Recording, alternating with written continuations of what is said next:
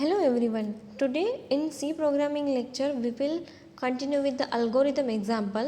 In previous lecture we have seen the algorithm of finding the minimum from two numbers n1 and n2.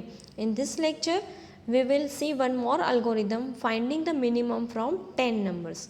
આપણે previous એક્ઝામ્પલમાં બે number હતા જેમાંથી આપણે minimum find કરતા હતા. હવે આપણી પાસે 10 નંબર હશે, 10 નંબર્સ હશે, એમાંથી આપણે મિનિમમ ફાઇન્ડ કરવાનું છે અને આપણે એના માટે અલ્ગોરિધમ જે છે ડિઝાઇન કરવાનો છે.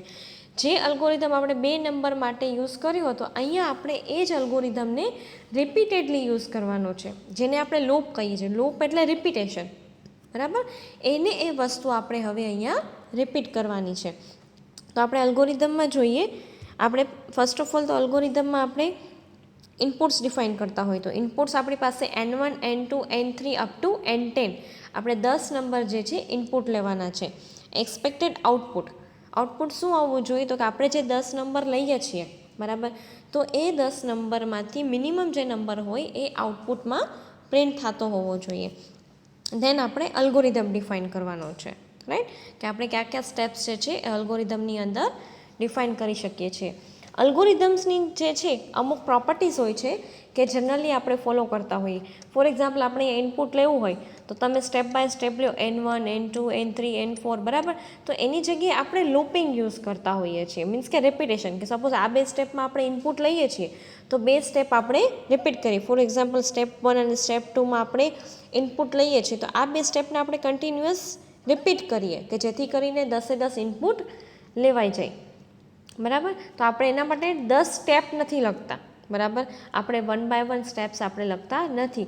તો આપણે એને ફાઇનાઇટનેસ કહીએ છીએ કે આપણે અલ્ગોરિધમની પ્રોપર્ટીઝ છે અમુક, એમાંથી એક પ્રોપર્ટી છે ફાઇનાઇટનેસ, કે અલ્ગોરિધમના જે સ્ટેપ્સ છે એ ફાઇનાઇટ હોવા જોઈએ, આપણે ગણી શકીએ એટલા, ઇનફાઇનાઇટ હોવા જોઈએ નહીં.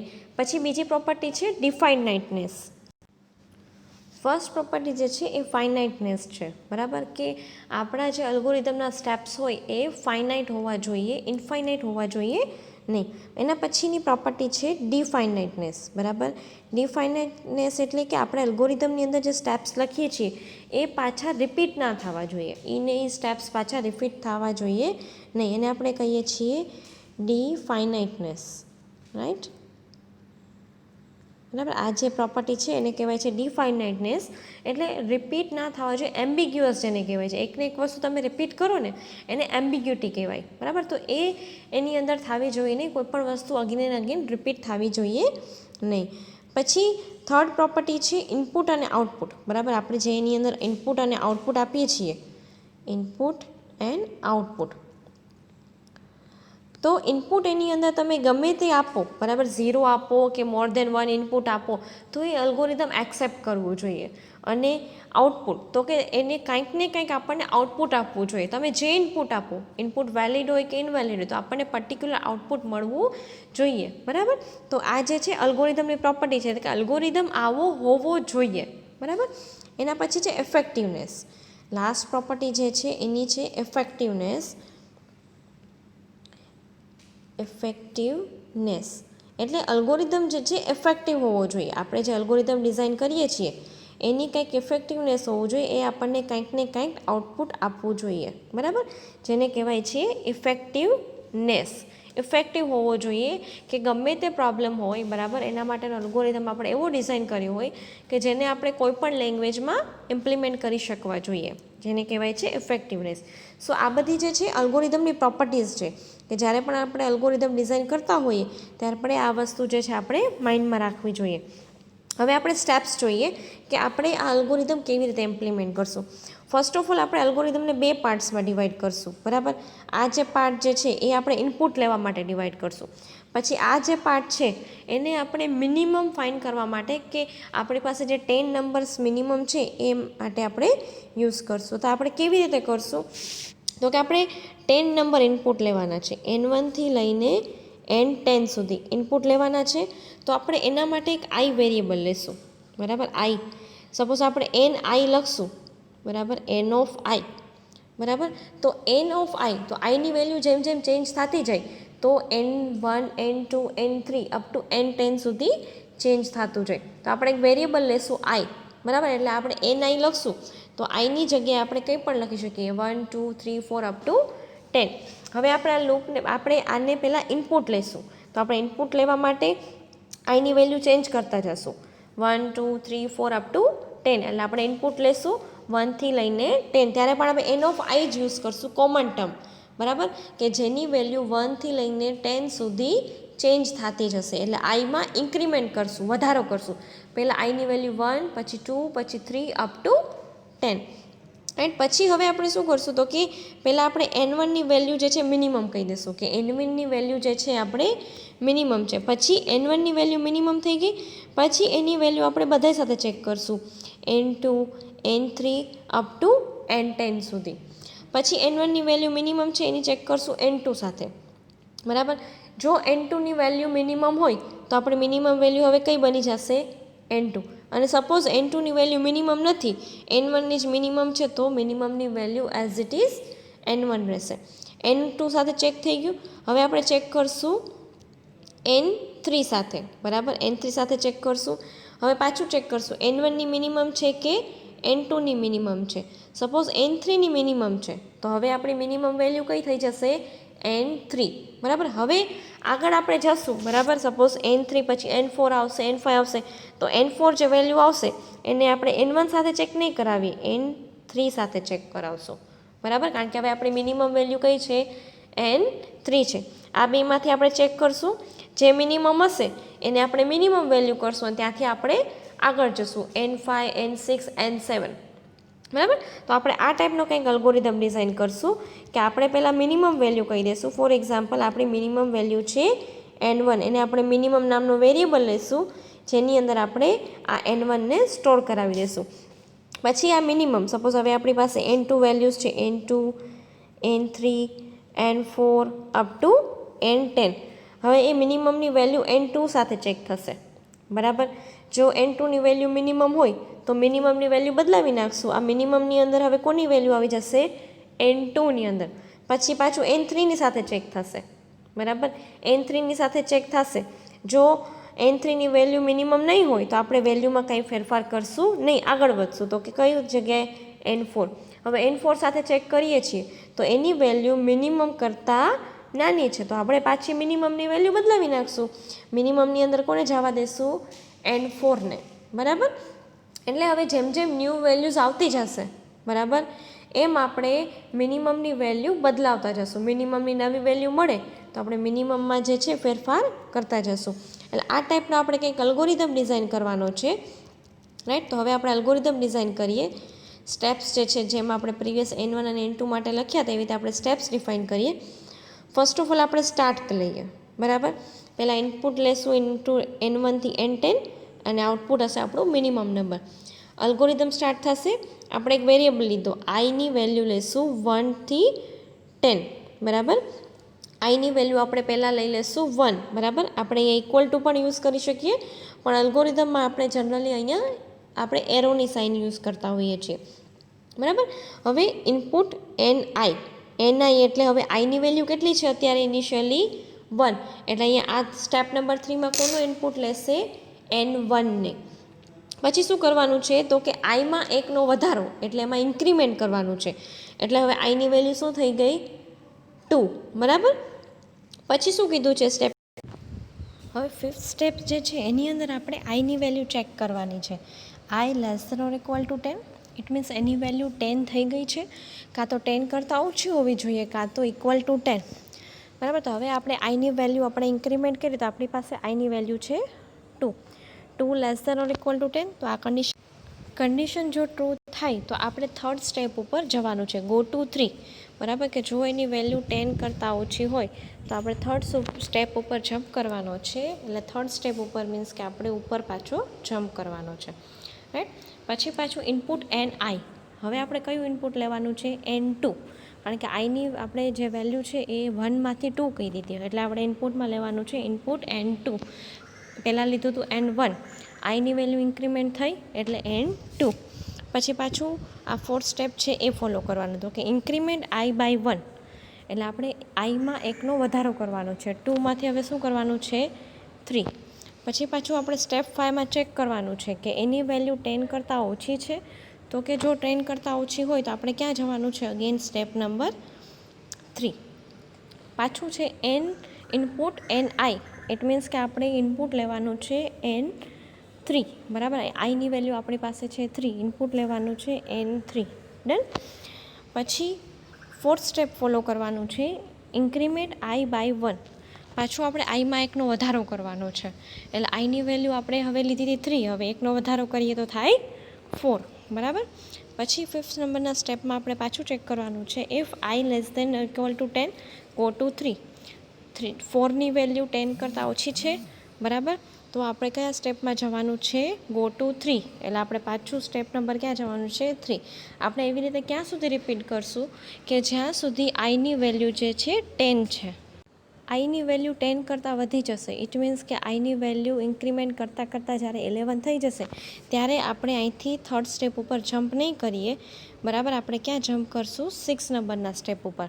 આ જે આપણે લૂપ છે સ્ટેપ નંબર 3, 4 અને 5 એ ક્યાં સુધી આપણે રિપીટ કરશું કે જ્યાં સુધી N1થી લઈને N10 સુધીના ઇનપુટ ના લેવાઈ જાય ત્યાં સુધી આપણે આ ત્રણેય સ્ટેપ જે છે કન્ટિન્યુઅસ આપણે રિપીટ કરવાના છે, સ્ટેપ નંબર 3, 4 અને 5, બરાબર. જો એ 10 ઇનપુટ લેવાઈ જાય પછી આપણે સ્ટેપ નંબર 6 ફોલો કરવાનું છે. આપણે પ્રિવિયસલી કીધું એ રીતે મિનિમમ વેલ્યુ લેવાની છે N1. આપણે જે પહેલી વેલ્યુ હોય એને આપણે મિનિમમ કહી દેવાની છે, N1ની વેલ્યુ થઈ જશે મિનિમમ. ફોર એક્ઝામ્પલ આપણે સપોઝ કરતા હોય એવી રીતે આપણે એવી રીતે સપોઝ કરવાનું છે કે N1ની વેલ્યુ જે છે એ મિનિમમ છે, બરાબર. હવે આપણે શું કરવાનું છે તો કે આપણે કીધું એ રીતે કે N1ની વેલ્યુ, બરાબર, કે જે આને આપણે મિનિમમ કહી દઈએ છીએ, એ મિનિમમની વેલ્યુ આપણે બધા સાથે ચેક કરવાની છે, N2, N3, N4, બરાબર. એટલે હવે આપણે આઈની વેલ્યુ ક્યાં સુધી બદલાવશું? 2થી લઈને 10 સુધી. અત્યારે આપણે આઈની વેલ્યુ કરી હતી 1થી લઈને 10, હવે આપણે કરશું 2થી લઈને 10, બિકોઝ આપણે એની વેલ્યુ 2થી સ્ટાર્ટ કરશું ચેક કરવાનું અપ ટુ N10 સુધી, બરાબર. તો આપણે આઈની વેલ્યુ ઇનિશિયલાઇઝ કરી છે 2, કારણ કે આપણે 2થી લઈને 10 સુધી જોઈએ છે. પછી આપણે ચેક કરવાનું છે if minimum less than N I, બરાબર. આપણે જે મિનિમમ વેલ્યુ લીધી છે અને એની વેલ્યુ જો એન આઈ એટલે આપણી પાસે આઈની વેલ્યુ છે 2, એટલે કઈ વેલ્યુ થશે? N2. મિનિમમની વેલ્યુ કોની સાથે ચેક કરવાની છે? તો કે N2 સાથે ચેક કરવાની છે, બરાબર. જો એ કન્ડિશન ટ્રુ હોય તો આપણે કયા સ્ટેપ ઉપર જવાનું છે? Step number 3. સ્ટેપ નંબર 10ની અંદર આપણે શું ચેક કરવાનું છે તો કે ઇન્ક્રીમેન્ટ આઈ બાય 1, આઈમાં એકનો વધારો, બરાબર. તો આઈની વેલ્યુ આપણી પાસે અત્યારે 2 હતી, શું થઈ જશે હવે? 3. પછી એના પછી ચેક કરવાનું છે if I less than equal to 10 go to 8, બરાબર. કે જો આઈની વેલ્યુ 10 કરતાં ઓછી હોય તો આપણે પાછું ક્યાં કરવાનું છે? ઉપર જમ્પ કરવાનું છે, બરાબર. અહીંયા આપણે જે વેલ્યુ લીધી એ મિનિમમ કરતાં ઓછી નથી, તો આપણે વેલ્યુમાં ફેરફાર કર્યો નહીં. જેમ આપણે પ્રીવિયસ એક્ઝામ્પલમાં જોયું હતું કે આપણે વેલ્યુ જ્યારે કમ્પેર કરીએ, જો એ વેલ્યુ એના કરતાં નાની હોય, N2ની વેલ્યુ મિનિમમ કરતાં નાની હોય તો આપણે મિનિમમમાં કોની વેલ્યુ જવા દેશું? N2ની. N1ની વેલ્યુ કાઢી નાખશું, એની અંદર કોની વેલ્યુ જવા દેશું? N2. પણ જો નાની ના હોય તો આપણે કાંઈ કરવાનું રહેતું નથી. એ જ વસ્તુ અહીંયા છે કે જો આ કન્ડિશન ખોટી પડે કે આપણી જે N1ની વેલ્યુ છે એ જ મિનિમમ હોય, N2ની વેલ્યુ મિનિમમ નથી, તો આપણે ક્યાં જતું રહેવાનું છે? સ્ટેપ નંબર 10માં, બીજી વેલ્યુમાં. આપણી કન્ડિશન જે છે એ ખોટી પડે છે, બરાબર. તો આપણે N2ની વેલ્યુ મિનિમમ છે તો આપણે વેલ્યુ બદલાવશું, પણ જો આપણી કન્ડિશન સાચી પડે છે, આપણી વેલ્યુમાં કંઈ ફેરફાર નથી કરવાનો, તો આપણે 10th નંબરના સ્ટેપ ઉપર જમ્પ કરવાનો છે, બરાબર. પછી એની અંદર શું કરવાનું છે? વેલ્યુમાં ઇન્ક્રીમેન્ટ કરવાનું. N2માંથી શું કરવાની? N3. પછી N3ને પાછું મિનિમમ સાથે ચેક કરવાનું, બરાબર. કે જો N3ની વેલ્યુ મિનિમમ હોય તો આપણે વેલ્યુ ફેરવવાની, બાકી આપણે વેલ્યુ નહીં ફેરવવાની. પાછો ક્યાં જમ્પ કરવાનો? 10મા નંબરના સ્ટેપ ઉપર. જો વેલ્યુ મિનિમમ હોય તો આપણે 9th સ્ટેપમાં જવાનું. જો વેલ્યુ મિનિમમ હોય તો આપણે 9th સ્ટેપમાં જવાનું, વેલ્યુમાં ફેરફાર કરવાનો. જે આપણે અહીંયા વાત થઈ હતી કે જો આપણે કોઈ પણ વેલ્યુ લીધી હોય N3, N4, જો એની વેલ્યુ મિનિમમ હોય તો મિનિમમમાં આપણે એની વેલ્યુ નાખી દેવાની, જૂની વેલ્યુ કાઢી નાખવાની, બરાબર. તો આપણે સ્ટેપ નંબર 9માં જવાનું, બાકી સ્ટેપ નંબર 9માં જવાનું નહીં. આપણે 1 બાય 1 ચેક કરતું જવાનું. મિનિમમની વેલ્યુ એની આપણે N2, N3, N4 સાથે વેલ્યુ ચેક કરવાની. એટલે આપણે હવે 8, 9, 10 અને 11, બરાબર, આ સ્ટેપ જે છે આપણે રિપીટ કરશું. આઈની વેલ્યુ એક એક વધારી પછી ચેક કરશું કે એની વેલ્યુ જો 10 કરતાં ઓછી હોય, બરાબર, તો આપણે પાછું ઉપર જશું. જ્યાં સુધી વેલ્યુ પૂરી થઈ જશે, N10 સુધી પહોંચી જશું, બરાબર, તો પછી આપણે આ પૂરી કરી, બરાબર, સ્ટેપ્સ પૂરા કરી શું કરશું, મિનિમમની વેલ્યુ પ્રિન્ટ કરી દેશું અને છેલ્લે અલ્ગોરિધમ જે છે એ સ્ટોપ કરી દેશું. હવે આપણી પાસે જે છે એ 10 નંબર આપણે ફોર એક્ઝામ્પલ લીધા છે, બરાબર. તો આપણે 1 બાય 1 એ નંબરને ઇનપુટ લેશું. આપણે અલ્ગોરિધમમાં જે આ 3 સ્ટેપ હતા એને આપણે રિપીટેડલી કોલ કરી, આપણે સ્ટાર્ટિંગના જે આ સ્ટેપ હતા 3, 4 અને 5 એને રિપીટ કરી આપણે ઇનપુટ લઈ લીધા, બરાબર. આટલા આપણે 10 ઇનપુટ્સ લીધા છે. હવે બાકીનો અલ્ગોરિધમ કેવી રીતે કામ કરશે, તો કે આપણે મિનિમમ વેલ્યુ કહી દઈશું 1ને, બરાબર. પછી 1ની વેલ્યુ આપણે 8 સાથે ચેક કરશું. 1 મિનિમમ છે કે 8, તો કે 1, તો આપણે વેલ્યુમાં ફેરફાર કરશું નહીં.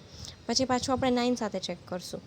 1ની વેલ્યુ મિનિમમ છે કે 9ની, તો અગેન 1ની, તો આપણે ફેરફાર કરવાનો નથી. એવી રીતે આપણે 2 સાથે ચેક કરશું તો પણ આપણે ફેરફાર કરવાની જરૂર નથી. 6 સાથે ચેક કરશું તો પણ આપણે ચેન્જ કરવાની જરૂર નથી. મીન્સ કે આપણે સ્ટેપ 9માં જવાની જરૂર નથી.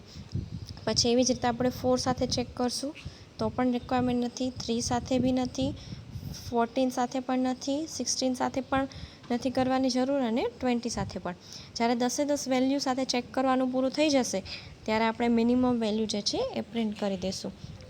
હવે સપોઝ કે અહીંયા આપણે 1 નથી રાખતા, બરાબર, આપણી ફર્સ્ટ વેલ્યુ છે 8 અને આપણે લાસ્ટમાં એક વેલ્યુ એડ કરી દઈએ 1 આગળથી લઈને આપણે પાછળ એડ કરી દઈએ, બરાબર. હવે આપણે મિનિમમ વેલ્યુ ફાઇન્ડ કરીએ. તો મિનિમમ વેલ્યુ આપણી પહેલાં છે 8, બરાબર. હવે આપણે એને 9 સાથે કમ્પેર કરીએ, બરાબર. તો મિનિમમ વેલ્યુ અગેન થાય છે 8, એટલે આપણે ચેન્જ કરવાની જરૂર છે નહીં. પછી આપણે એને 2 સાથે કમ્પેર કરીએ તો મિનિમમ વેલ્યુ 8 છે કે 2, તો કે 2, તો આપણે એને ચેન્જ કરી નાખીએ. હવે આપણે મિનિમમ વેલ્યુ થઈ જશે 2. હવે 2ને 6 સાથે ચેક કરીએ, બરાબર. 6 સાથે ચેક કરીએ આપણે તો મિનિમમ વેલ્યુ આપણી થઈ છે 2, 6 થતી નથી. 4 સાથે ચેક કરીએ, બરાબર, અગેન આપણે ચેન્જ કરવાની જરૂર નથી. 3 સાથે ચેક કરીએ, ચેન્જ કરવાની જરૂર નથી. 14 સાથે ચેક કરીએ, ચેન્જ કરવાની જરૂર નથી. 16 સાથે કરીએ, ચેન્જ કરવાની જરૂર નથી. 20 સાથે ચેક કરીએ, અગેન ચેન્જ કરવાની જરૂર છે નહીં. લાસ્ટમાં આપણે એને 1 સાથે ચેક કરીએ, બરાબર, કે 2 મિનિમમ છે કે 1. જો મિનિમમ હોય તો સ્ટેપ 9 પ્રમાણે, બરાબર, તો મિનિમમ વેલ્યુ આપણી કઈ થશે 1. હવે 2 આપણી મિનિમમ વેલ્યુ રહેશે નહીં. આપણે અલ્ગોરિધમ જે છે એવી રીતે ફોલો કરવાનો છે. આ જે આપણા બાકીના સ્ટેપ્સ છે આટલા આ સાઈડના, એ શેના માટે છે, તો કે આપણે મિનિમમની વેલ્યુ ક્યારે ફેરફાર કરવી. જો આપણને મિનિમમ વેલ્યુ મળે તો આપણે મિનિમમની વેલ્યુમાં ફેરફાર કરવાનો છે. So this was the algorithm for finding the minimum number from given 10 numbers, બરાબર. આ 10 નંબર્સમાંથી આપણે મિનિમમ ફાઇન્ડ કરવા માટેનો અલ્ગોરિધમ છે, રાઈટ. આના માટેનો સેમ ફ્લો ચાર્ટ પણ તમે ડ્રો કરી શકો છો, right. In next lecture we will continue with another lecture of C programming. Thank you.